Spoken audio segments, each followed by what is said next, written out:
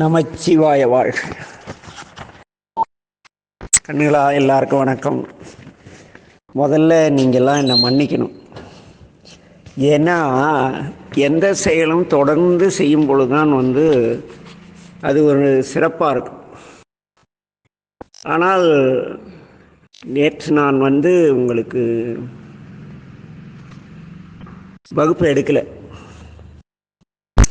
ஏன் வகுப்பு எடுக்கலைன்னா, பாண்டியன் எப்படி வேறு வழி தெரியாமல் சிவருமாடத்துக்கு பாதத்தில் கிடந்தானோ அதுபோல நானும் என் வாழ்க்கை போர்க்களத்திலே ஒரு இடத்திலே இறைவனை சரணடைந்திருந்தேன். ஆகவே இன்றுதான் எனக்கு மட்டுமல்ல பாண்டியனுக்கும் பெருமான் அருள் செய்தார்களாம். பாண்டிய மன்னன் நம் சோமசுந்தர கடவுளிடம் சென்று அந்த சுந்தரேச பாத சேகர பாண்டியன் அப்படின்னா சுந்தரேசனுடைய பாதத்தை கடல் என பற்றி கொண்டவன்னு பொருள். அவர் பாதத்தில் விழுந்து கேட்குறாரா.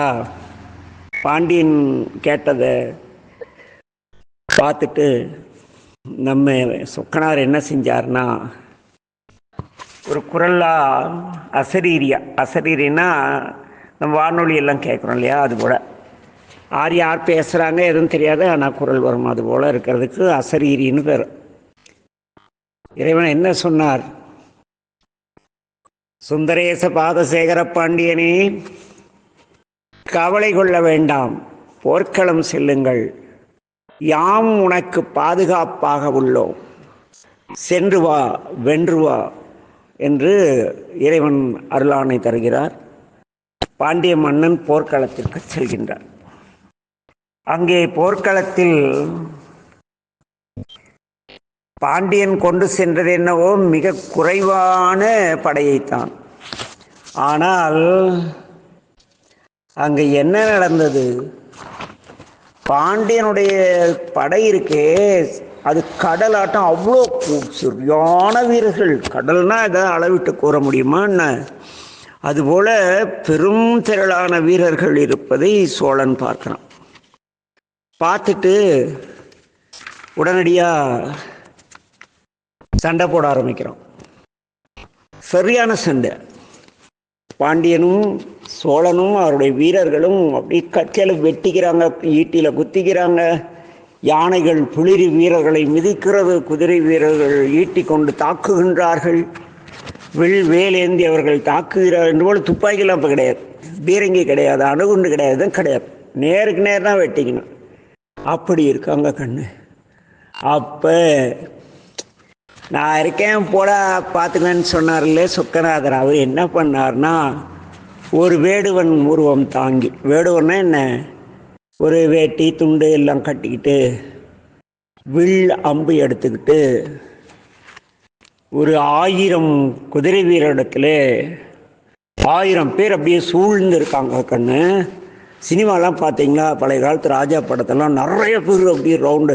நீங்கள் அந்த கர்ணன் சீரியல்லாம் பார்த்தீங்களா, அந்த அபிமன்யு போகல எல்லாம் ரவுண்டு கட்டி அடிப்பாங்கள்ல, அதுபோல் 1000 பேர் அப்படி திரண்டு இருக்கிற இடத்துல, குதிரை வீரர்கள் இருக்கிற இடத்துல போய் பெருமானை என்ன பண்ணார், ஒரு வீர நாட்டம் போய் நேராக சோழ மன்னன்கிட்டே போயிட்டார்.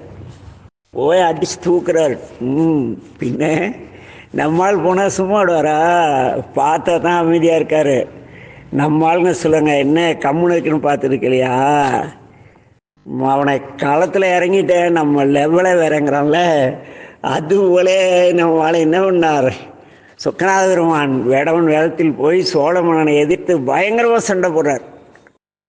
போரில் வேடுவ தலைவராக வந்து நம்முடைய சிவருமானின் வேளால் தாக்குண்ட சோழனுடைய படை என்ன பண்ணிடுச்சு, சிதறி ஆளாளுக்கு ஒரு பக்கம். எங்கே போனாலும் இந்த ஆள் குத்துறாரு, ஓடுறாங்க, எல்லாம் சிதறி ஓடுறாங்க. கடைசியாக சோழ மன்னன் என்ன பண்ணான், ஓடுறான், பயந்து போய் ஐயோ ஐயோன்னு ஓடுறான். சோழன் உயிர் பிழைச்சா போதுன்னு என்ன சாமி என்ன பண்ணுறார், அவர் துரத்திக்கிட்டே போகிறார். சோழன் ஓடிட்டே இருக்கான் கண்ணு. திடீர்னு பார்த்தா துரத்திக்கிட்டு வந்து வேடரை காணோம். எப்படி இருக்கும், நம்ம ரோட்டில் துரத்திட்டு வரோன்னு வச்சுக்க, பயந்து ஓடிட்டு இருக்கோம். திடீர்னு அந்த ஆளை காணோன்னா என்ன பண்ணுவோம், அப்படியே வெக்ஸ் ஆகிடுவோம்ல. இருந்தாலும் அடுத்து சுதாரித்து எந்த பக்கம் போனோமோ அங்கேயே வரணும். அதுபோல் இந்த வேடுவ வீரனை பார்த்து அவன் எங்கேயோ காணன்னு தெரிஞ்சிருந்த இவன் என்ன பண்ணான், பின்னால் பாண்டியன் வந்துட்டுருக்கான். உடனே என்ன பண்ணான், சோழன் துரத்த ஆரம்பிச்சிட்டான். ஆமாம் கண்ணு, யார் நம்மளை துரத்துறாங்களோ அவங்க காணோன்னா அவங்க பின்னால் யாராவது வந்தால் அவங்கள நம்ம துரத்தோம்ல, நோஞ்சானா இருந்தா. அது மாதிரி இந்த சோழன் என்ன பண்ணுறான், பாண்டியரை அப்படியே துரத்திட்டே போகிறார். அங்கே மதுரையில் என்ன பண்ணுறான், மதுரையின் மேற்கு நோக்கி பாண்டியன் ஓடி அங்கே வழியில் ஒரு பெரிய ஆழ்ந்த ஒரு கிடங்கு இருந்தது. அதுக்குள்ளே விழுந்துட்டான். அந்த மடுவில் பாண்டியன் விழுந்த அந்த மடுவில் என்ன பண்ணுறான், சோழனும் விழுந்துட்டான். கண்ணு ரோட்டில் ஒரு பெரிய குழி இருக்கு. இந்த குழியில் முன்னால் போகிறவன் உயிருக்கு பயந்து ஓடுறப்ப குழியை பார்த்துட்டு ஓடுவான், குத்து வேலை ஓடுவான். ஓடினாரா, ஓடிட்டமாலும் விழுந்துட்டார் பாண்டியன். பின்னால் போல சோழன் என்ன பண்ணான், அவனும் டமாலும் விழுந்துட்டான். என்ன மடுவிலே விழுந்த 2 பேரில் நம்ம சொக்கநாதருடைய அருளை பெற்ற சோம சுந்தர பாத சேகரன் இருக்கா இல்லையா, பாண்டிய மன்னன், அவர் எப்படியோ நீச்சல் அடித்து தப்பிச்சு வந்துட்டார். சோழன் என்ன பண்ணான், அந்த மடுவில் சிக்கி இறந்து போயிட்டான். நம்ம சுந்தரேச பாதசேகர பாண்டியன் வந்து கோயிலுக்கு வந்து இறைவனை போற்றி, கற்றவனும் கனியை போற்றி, அரிய சடைமுடி போற்றி, அருள்பொழில் செம்முகம் போற்றி, விர இதழி மலரணினூல் விளங்கிய மார்பகம் போற்றி. என்ன சொக்கநாடி போற்றிக்கினது திருவிழா புராணத்தில் வரும். நம்ம திருவிழா புராணம் தானே பார்த்துட்ருக்கோம். அப்போ அந்த போட்டி தானே நம்மால் சொல்லியிருப்பார் சுந்தரேச பாதசேகரர். அதான் சொல்கிறார். நீங்களும் கூட இந்த பாடெல்லாம் மனப்பாடம் பண்ணி சும்மா 4 வரி தான் அர்ச்சனை ஸ்கூல் போகிறப்ப வேகமாக சொல்லிட்டு போகலாம். சொல்லிட்டா, அரிய சடைமுடி போற்றி, அருள்பொழில் செம்முகம் போற்றி, விரை இதழின் மலரணி நூல் விளங்கிய மார்பகம் போற்றி, மறுமுயற் பேரழகு வளர் உதரநிலை போற்றி, திருவளர் செந்தமிழ் சொக்கன் திருவடித்தாமரே போற்றி போற்றி, ஆடக மதுரை அரசே போற்றி, கூடல் இளங்கு குருமணி போற்றி, தென் தில்லை மன்றினுள் ஆடி போற்றி, இன்று எனக்கு ஆரமுது ஆனாய் போற்றி. ஆமாம், அறம் மகிழ்ச்சி, அமுதம்னா மகிழ்ச்சியானது. அதை தந்துட்டார் இல்லை, நாட்டை காப்பாற்றிட்டார் இல்லை. அப்படியெல்லாம் பாண்டியன் வாழ்ந்துட்டு இருந்தான். கண்ணு இந்த பாண்டியர் வரலாறு நமக்கு என்ன ஒரு பெரிய சிறப்பை தருதுன்னா, இவங்க இறைவனுடைய வம்சாவளியினர் என்பதற்கேற்ப யாருக்கிட்டையும் அராஜ்யத்துக்கு வம்பு சண்டைக்கு போக மாட்டாங்க, வில்லங்கம் பண்ண. இன்றைக்கி நம்ம ஆளுங்க பாண்டிய நாட்டில் அப்படி தானே இருக்காங்க, தேவையில்லாமல் சண்டைக்கு போக மாட்டாங்க. ஆனால் வந்த சண்டையை ஆமாம் களறிங்கி பார்த்துறோம்ல. அதுபோல் இந்த பாண்டியர்கள் நல்ல இறையர்களோடு வாழ்ந்து வந்தனர். அதனால் இந்த பாண்டியர்களுக்கு தெய்வ பாண்டியர்னு ஒரு பேர் இருக்குது. புரியுதா? இந்த இடம் எங்கே இருக்குது, மதுரை கிட்ட. இப்போ மதுரையில் நடந்த திருவிளையாடல்னா மதுரை கிட்ட இந்த இடம் எங்கே இருக்குன்னு தெரியுமா? உங்களுக்கெல்லாம் ஒரு ஊர் சொல்லிட்டா அந்த ஊர் தெரியுமா? மதுரைக்கு வேக்கால இருக்குல்ல, சோழவந்தான் கேள்விப்பட்டிருக்கீங்களா? ஏடகநாதர் கோயில். ஆமாம், 7 கரை சேர்ந்த இடம் இருக்கு இல்லையா, அது திருவேடகம் போகிற வழியில். அப்படி தான் நினைக்கிறேன், அப்படி தானே?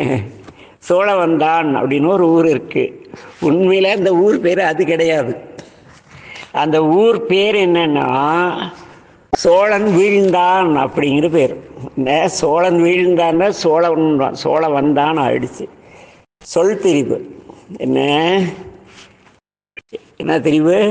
வார்த்தை மாறி போனால் அதுக்கு சொல் மாறி போனால் சொல் திரிவுன்னு பேர். சோழன் வீழ்ந்தான் என்பது தான் அந்த ஊர் பேர். அது பிற்காலத்தில் என்ன ஆயிடுச்சு, சோழவந்தான் அப்படின்னு மாறிடுச்சு. இதை சில வரலாற்று ஆசிரியர்கள் அறுதிட்டு கூறியிருக்காங்க. இது நம்ம மாணிக்கவாசசாமி கூட ஒரு இடத்துல பாடியிருப்பார். என்ன வேடுவனாகி வேடுரு கொண்டு காடது தண்ணில் கறந்த கள்ளமும். இதாவது கல்லை பிடிச்சால், கள்ளம்னா என்ன, சரியான கல்லண்டா அவன் அப்படிங்கிறாங்களே, ஒரு மாதிரி குறைத்தனம் பண்ணுறாங்களே. என்ன நாங்கள் சின்ன பசங்களே, டே உன் கள்ளத்தனம் எனக்கு தெரியாதான்னு ஆச்சி அம்மாலாம் விரட்டுவாங்கல்ல, அந்த கள்ளம் கள்ளத்தனமாக பாண்டியன் கூட அப்படியே வேடுராட்டம் போய் திடீர்னு காணாமல் போய் அப்புறம் கொண்டு போய் மடுவில் தள்ளிட்டார்ல, அதை தான் சொல்கிறார். இப்படியே இருந்தது கண்ணு. இப்படி மிக சிறப்பாக அரசர்கள் ஆண்டு கொண்டு இருக்கும் பொழுது இறைவன் அரசருக்கு மட்டும்தான் அருள்வாரா? ஆமாம், எல்லாம் பாண்டியர்லாம் சொக்கனாவுடைய பேரம் பேத்திங்க, கொள்ளு பேரன், கொள்ளு பேரன், எள்ளு பேரன், அப்படி துள்ளு பேரன்னு ஏதோ வரிசையாக ஏதோ ஒரு பேரை அவங்களே சாமி காப்பாற்றுவார். உன்னை என்னையும் காப்பாற்றுவாரா சொக்கநாதர்? உனக்கும் எனக்கும் அப்படி ஏதாவது அருள்வாரா அப்படின்னு ஏதாவது வரலாறு இருக்கா? அப்படி ஏதாவது திருவிளையாடல் இருக்கா? அது இருக்குல்ல கண்ணு. சும்மா பாண்டியன் வந்தான், அவனுக்கு கஷ்டம் வந்துச்சு, சோழன் வந்தான், சாமி போனார், காப்பாற்றினாரு, சரி. ஆனால் போன்ற சாமானியர்களுக்கு, நம்மாட்ட சாதாரண ஆட்களுக்கு சாமி அருள் செஞ்சிருக்காரா அப்படின்னு ஒரு கேள்வி இருக்குல்ல. அதுக்கு அடுத்த திருவிளையாடல் இப்போ நான் பார்க்க போகிற திருவிளையாடல் கண்ணு, நாம் எப்படி வாழ்ந்தால் இறைவன் நமக்கு அருள்வான் அப்படிங்கிற ஒரு அருமையான திருவிளையாடல். என்ன, அதாவது அடியார் அப்படின்னா, சிவன் அடியார்னா யார் தெரியுமா? அவங்க மிக ஒழுக்கமாக இருப்பாங்க, தூய வெள்ளை ஆடை அணிஞ்சிருப்பாங்க, நெற்றில தூய திருநீர், தூவெண்ணீட்டான் அப்படிங்கிறாங்கல்ல. நம்ம திருவாசல் கூட அன்றைக்கி ஒரு மனப்பாட பாடல் படித்தோம்ல கண்ணு, என்னையும் தன் சுண்ண வெந்நீர் அணிவித்து, வெள்ளையான திருநீர். ஆனால் இன்னைக்கு சிலர் என்ன பண்ணுறாங்கன்னா, இதுதான் ஒரிஜினல் திருநீர்ன்ட்டு கருப்பா நரநரன்னு ஏதோ மாற்று, இதுதான் பசு சாணம் திருநீர் அப்படிலாம் வைக்கிறாங்க.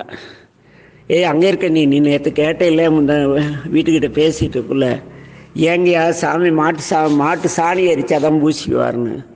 அது உண்மையான விளக்கம் என்ன தெரியுமா? நம்மளுக்கு என்ன பேர், நம்ம என்ன படித்தோம் இன்னைக்கு? உங்களுக்கெல்லாம் சித்தாந்தம் எடுத்தப்ப என்ன சொல்லி கொடுத்தோம்? உலகில் உயிர்களை இறைவன் படைக்கவில்லை, உயிலுக்கான உடலையும் உலகத்தையும் படைத்தார், அப்படி தானே படித்தோம். என்ன, இறைவன், மாயை, பசுவாகிய நம்ம எல்லாம் அனாதியானவர்கள்.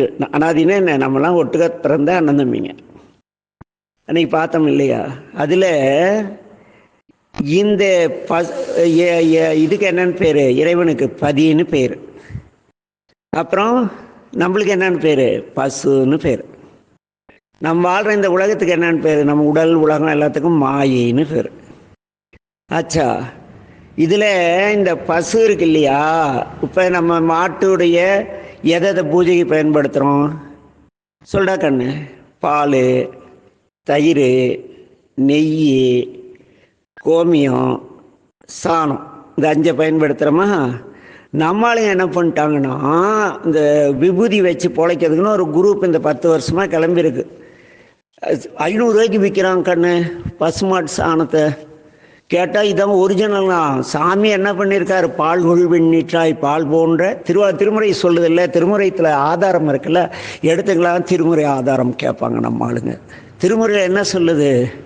பால்கொள் வெண்ணீற்றாய், பால் போன்ற வெண்மையான திருநீர் அணிந்தவர், சுண்ண வெந்நீர் அணிவித்து, தூய வெந்நீர் அணிந்து அப்படி சொல்கிறாங்க இல்லையா? இவங்க என்ன பண்ணுறாங்க? இது 5ஐயும் போட்டு கலந்தது அதுன்னு சொல்லி நல்ல காசுக்கு விற்கிறாங்க. ஆனால் அது கிடையாது. இறைவன் ஆடிய ஆண் 5, பசுவின் 5 என்னன்னா, நம்ம உடம்புல என்ன இருக்குது? மெய், வாய், கண், செவி, மூக்கு இருக்கு இல்லையா? இது 5ம் பிறருக்கு துன்பம் விளைவிக்காமலும் ஒழுக்கமாகவும் இருப்பதற்காக நாம் கண்களால் பார்க்கும் பாகம் இல்லை பாவம், கண்ணினால் பார்த்து அந்த அங்கே இருக்க நீ அருமையான நெக்லஸ் போட்டிருக்கா, அதை நான் எடுத்துட்டேன்னு நினச்சா பாவம், செடிக்கணும்னு நினச்சா பாவம் இல்லையா? கண்ணினால் செய்த பாவம். அப்புறம் நம்ம நித்யா என்ன பண்ணுறா? பயங்கர அறிவாளி. நான் புறாம் பிடிச்சி போய் நித்யா சரியான மக்கு, அவள் எங்கே நல்லா படிக்கிறா, அப்படி பொய் சொன்னா நம்ம சொல்கிற பொய் என்ன, நாக்கினால் செய்யும் பாவம். அப்புறம் எங்கேயாவது கமன்னு நெய்யில் முறுக்கு சுடுற வாசனை வந்துச்சுன்னு வச்சுக்க, அவங்கெல்லாம் சும்மா நெய்யை மணக்க விட்டுட்டு பாமாயில் முறுக்கு சுடுறாங்க. அப்படி மூக்கு நாள் நாம் நுகர்ந்து அதை சார்ந்து பொய் சொன்னால் அது மூக்கு நாள் செய்யக்கூடிய பாவம். காது நல்ல வார்த்தையை கேட்காம கெட்ட கெட்ட வார்த்தையை கேட்டுட்டு இருந்தனா என்ன, அது நல்ல விஷயம் சொன்னால் இது வாடா சாமி கும்பிடு அப்படின்னு சொன்னால் கேட்க மாட்டான். வரையா போய் சினிமா பார்க்கலாம், அது என்னடா படம், அது இங்கிலீஷில் பேர் போட்டு ஒரு படம் வந்தது, ஒருத்தர் நடித்தது, என்ன அந்த படத்துக்கு போகலாமான்னா அப்படிங்க. காது தீயது சினிமா பார்க்கலாமா, நான் செல்லு வச்சுருக்கேன் வரையா, இதுக்கெல்லாம் வரும். நான் திருமுறை வச்சிடும் படினா இந்த காதில் சொன்னால் அது கேட்காது, அது காதினால் செய்யும் பாவம். அப்புறம் ஒரு உடக்கம் போயிட்டுருக்கு, ஒரு அரணை போயிட்டுன்னு வச்சுக்குவேன், ஒரு சின்ன அப்பாவி குருவி கிச்சுன்னு மரத்தில் கேட்டா கல் எடுத்து அடிக்கிறது, இது உடம்பினால் செய்ய பாவம். இந்த 5 பாவங்களையும் எரித்து சாம்பலாக சாமி பூசிட்டு நம்ம பரிசுத்தமான இறைவன் நிலைக்கு கொண்டு போகிறார். அப்படிங்கிறத இந்த 5 கண்ணினால் செய்த பாவம், நாக்கினால் செய்த பாவம், மூக்கினால் செய்த பாவம், காதினால் செய்த பாவம், உடலினால் செய்த பாவம். இந்த 5ஐயும் சாமி எரித்து தன் மேனியில் பூசிக்கொண்டிருக்கிறார் அப்படின்னு நாம் பெரியவங்க 5 ஆடினான் கண்டாயின்னு சொன்னதும், அது அபிஷேகத்துக்கு பயன்படுத்தினா சாமி திருமேனி சுத்தமடையும், கோமியம் கிருமி நாசினி, சாணி கிருமி நாசினிங்கெல்லாம் வேற. இந்த புத்திசாலிங்க, இந்த ஃப்ராடுங்க திருநீர் வச்சு ருத்ராட்சம் போட்டு அடியார் போல நடிக்கக்கூடிய நம்ம பல்லாண்டில் வரல மிண்டு மனத்தோர் மெய்யடியார்கள் பாரு, மெய்யடியார் கூட்டமும் காட்டி. மெய்யடியார்னு என்ன, யாரையும் ஏமாத்தாத தூய்மையான அடியார்களுக்கு மெய்யடியார்னு பேர். இப்படி வேஷம் போட்டுக்கிட்டு இதுதான் ஒரிஜினலு, இதுதான் சிவருமான் பூசு, நடராஜாவுக்கே கருப்பு தண்ணீர் கொட்டுற அளவுக்கு கேடிங்க ஆயிட்டாங்க. வேற வழியே இல்லை, வேற வார்த்தை சொல்ல முடியாது. ஏன்னா திருமுறைக்கு புறம்பான திருநீர், அதை துணிச்சலாக விற்கிறாங்க, நம்மளை முட்டாளாக்குறாங்கன்னா அவங்க கேடிங்க தானே. அப்படிலாம் அந்த விபூதியெல்லாம் அணியக்கூடாது கண்ணு. ஏன்னா நம்ம சைவத்தில் திருநீற்றியல்னு ஒன்று இருக்குது, அதில் கரிய நிறமுடைய நரநரப்பான திருநீரை அணியக்கூடாதுன்னு இருக்குது. திருநீற்றுக்குன்னு ஒரு இயல் இருக்குது கண்ணு, எப்படி நாடக இயல், இசை இயல் அப்படி இருக்க மாதிரி திருநீற்றுக்குன்னு இருக்குது. அதில் நரநரப்பான கரிய நிறமுடைய திருநீரை, அது என்ன பண்ணுன்னா நரநரப்பான திருநீர் கண்ணில் இருந்தால் கண்ணு கெட்டு போயிடும், நெத்தியெல்லாம் கருத்து போயிடும், மூஞ்சியே கருத்து போயிடும். அப்படிப்பட்ட ஒரு கெட்ட திருநீரை சாமி கொடுப்பாரா? இப்படியெல்லாம் இது போல் ஏமாற்றாமல் இருக்கிறவர்களுக்கு, நேர்மையாக இருக்கிறவங்களுக்கு பேர் அடியார்கள்னு பேர் கண்ணு. அந்த அடியார்களுக்கெல்லாம் நல்லது செய்யக்கூடிய ஒருத்தர் இருந்தார், எங்கே நம்ம மதுரையில் தான். அவர் வேளாளர் குலத்தில் பிறந்தவர். அவருக்கு அடியார்க்கு நல்லான் அப்படின்னு பேர். அவருடைய மனைவி என்னன்னா, கணவன் யாருக்காவது 10 பேருக்கு சோறு போட கூட்டி வரனா, அந்த அம்மா என்னங்க 10 பேர் தானா, இன்னும் ஒரு 50 பேர் கூட்டிவாங்க, வயிறார சோறு போடலாமா. அவ்வளோ நல்ல மனைவி. யாரு? நம்ம அடியார்க்கு நல்லானுடைய மனைவி, அடியார்க்கு நல்லவள். இவங்க இருவரும் அந்த மெய்த்தொண்டர் உண்மையான மனமொழி மெய்களால் உடலால் தூய்மை, நாக்கில் வன் சொல்லே வரக்கூடாது. அடியார்னா இனிமையான வார்த்தைகள் பேசணும். வாய்ட்ட அங்கே இருக்கேன், என்ன பண்ண நான் பேசுனா நான் அடியார் கிடையாது. என்னடா கண்ணே அங்கே இருக்க நீ, என்ன விஷயம் அப்படி கேட்டால் நான் அடியார். அப்போ நாவினால் குளுமை இருக்க வேண்டும், கண்ணில் கோபம் தெரியக்கூடாது. கண்ணில் அப்படி சில ஆட்கள் கண்ணை பார்த்தாவே பயமாக இருக்கும், அப்படியெல்லாம் இருக்கக்கூடாது. சில ஆட்களுடைய திருவாடத்தை பார்த்தாவே ஏதோ சினிமாவில் வர பூச்சாண்டி மாதிரி இருப்பாங்க, அவங்களாம் கிடையாது. இவங்கெல்லாம் மெய்யடியார்கள், தூய வெள்ளை ஆடையின தூய்மையான வார்த்தையுடையவர்கள், தூய்மையான எண்ணமுடையவர்கள். அப்படிப்பட்ட அடியார்களுக்கு தன்னுடைய வீட்டிற்கு அழைத்து வந்து உணவு அளித்து அவர்களுக்கு உடையெல்லாம் தந்து சிவத்தொண்டில் பெரிய அளவு தொண்டு செஞ்சிட்ருக்காங்க கண்ணு. செஞ்சிட்டு இருந்தாங்களா? எங்கிட்ட 100 ரூபாய்க்குள்ளே உங்களுக்கு 10 ரூபா கொடுக்கலாம் பெருசு கிடையாது. எங்கிட்ட 1 ரூபாய்க்குள்ளே அந்த 1 ரூபாயும் உங்களுக்கு கொடுக்குறேன் பாரு, கஷ்டம்னு வர்றவனுக்கு, அதுதான் இறைவனுக்கு பிடித்தமானது. நம்மகிட்ட 100 ரூபா வச்சுட்டு 10 ரூபா செய்கிறதுக்கு பேர் தர்மம். நம்மகிட்ட 1 ரூபாய் வச்சுட்டு 1 ரூபாயும் கொடுத்து பேர் தானம். தர்மம் வேறு, தானம் வேறு.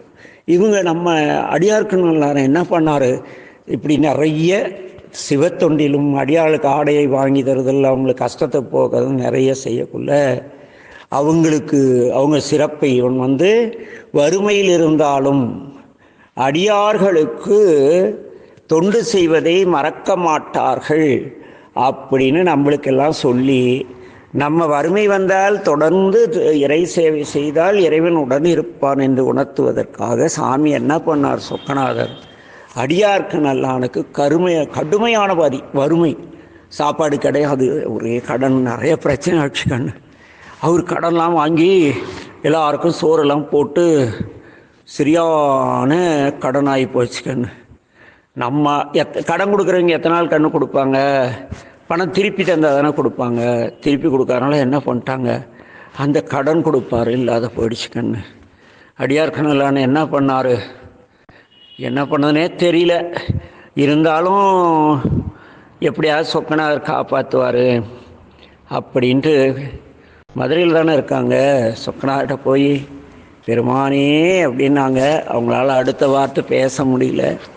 வாழ்க்கையில் பொருளாதார இடர்பாடு வரும் பொழுது நல்ல வாழ்ந்தவங்க கெட்டு போயிட்டா யார்கிட்ட போய் யாசகம் கேட்க மாட்டாங்க, கடவுள்கிட்ட கூட. அங்கே போய் பெருமானேன்னாங்க. அப்படியே அழுதாங்க. கண் அப்படியே நின்றுட்டே இருக்காங்க. கண்ணில் அப்படியே மாலை மாலையாக தண்ணீர் வருது. சாமி அவங்கள பார்க்குறார். அப்புறம் தெரியலையே, நாளைக்கு பார்ப்போமா? நமச்சிவாய் வாழ்க. கஷ்டமாக இருக்குல்ல கண்ணு. எனக்கு கூட இப்படி வறுமை கொடுத்தார் கண்ணு. ஒரு நாளைக்கு ஊராக போய் ஆயிரக்கணக்கில் பணம் எடுத்து போய் அடியார்கள்லாம் கொடுத்துட்டு இருந்தேன். எனக்கும் அடியாருக்கான மாதிரி சிக்கல் வந்துச்சு கண்ணு. ஒரு நாள் எங்கள் வீட்டெல்லாம் விற்றுட்டு என்னுடைய கம்பெனி மிஷின்லாம் ரோட்டில் கிடக்குது. 1998 எங்கள் அம்மா என்ன தெரியுமா சொன்னாங்க, யாரையும் உதவிக்கு நல்லா வாழ்கிறப்ப நிறைய பேர் உதவுவாங்கடா கண்ணு, கஷ்டத்தில் சொக்கனார் மட்டும்தான் உதவுவார், நீ கோயிலில் போய் சொக்கனார்கிட்ட கேளுனாங்க. அப்புறம் என்ன நடந்தது நீங்களாம் பார்த்துட்ருக்கீங்களே. அதுதான். அதனால் எனக்கே கொடுத்த சொக்கநாதர் அடியாருக்கு நல்லானுக்கு என்ன செஞ்சார்? நாளை பார்ப்போம். நமச்சிவாய வாழ்க. எல்லா உயிர்களும் இன்புற்று வாழ்க. திருச்சிற்றம்பலம்.